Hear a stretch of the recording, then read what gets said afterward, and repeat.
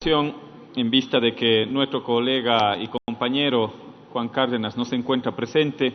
quien suele dar la respuesta a las interrogantes planteadas por el asambleísta Callejas, me permitiré dar respuesta a las inquietudes planteadas.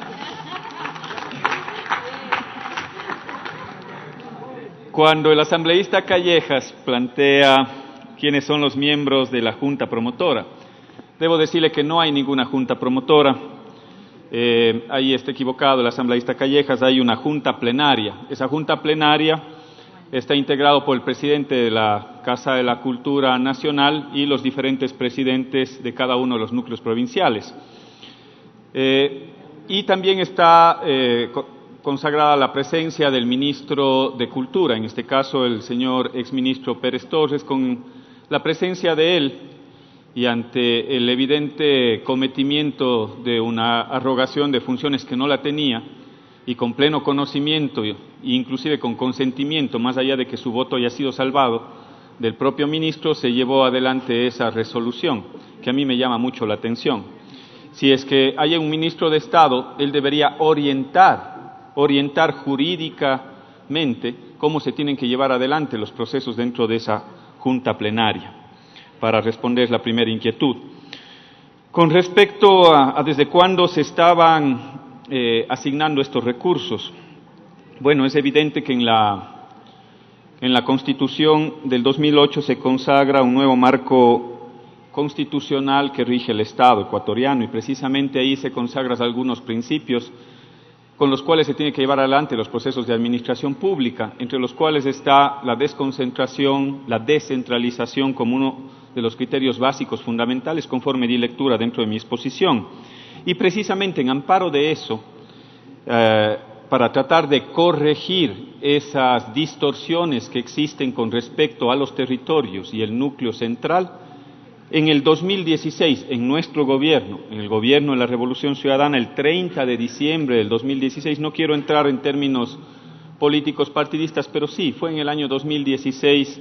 señor presidente, en el cual se aprobó precisamente una nueva ley de cultura en el gobierno de la Revolución Ciudadana para poder corregir esas distorsiones que habían en su momento. Y esa ley de cultura, en el artículo 167, establece el mecanismo con el cual se tienen que asignar los recursos, y ahí establece 4 criterios con los cuales se tiene que hacer una repartición mucho más equitativa de los recursos, precisamente para corregir esas distorsiones históricas.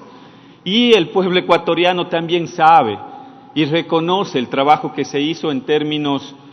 políticos y en términos sociales, en favor precisamente de los actores culturales, de los gestores, de los promotores culturales. El pueblo ecuatoriano sabe qué es lo que hicimos en su momento determinado para poder corregir esas distorsiones. Y terminaré con la última inquietud cuando plantea que más del 51% se queda en Pichincha. Bueno fuera que se quede en Pichincha, asambleísta Callejas, señor presidente. Lamentablemente se queda en el núcleo central, ni siquiera en Pichincha. El núcleo de Pichincha es el que ejecuta, o el que debería ejecutar ese presupuesto, esos más de $7 millones, de los cuales $2 millones debería estar en el núcleo de Pichincha. Pero el 51% ni siquiera va para Pichincha, va para una burocracia dorada, para un status quo que lamentablemente se ha mantenido durante décadas en el nivel central, en desmedro de lo que establece nuestra Constitución, nuestras leyes de la República con respecto a la desconcentración y, por supuesto, también con respecto a la descentralización. Y quiero terminar, señor presidente, con una nota que lo acabo de encontrar en Internet. Estas fueron las declaraciones del señor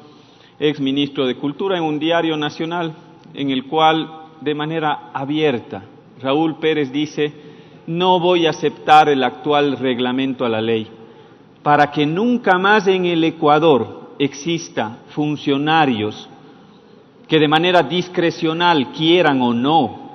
aceptar un reglamento o aceptar una ley. Precisamente la Asamblea Nacional tiene que tomar una decisión histórica y ejemplarizadora para que no exista este tipo de funcionarios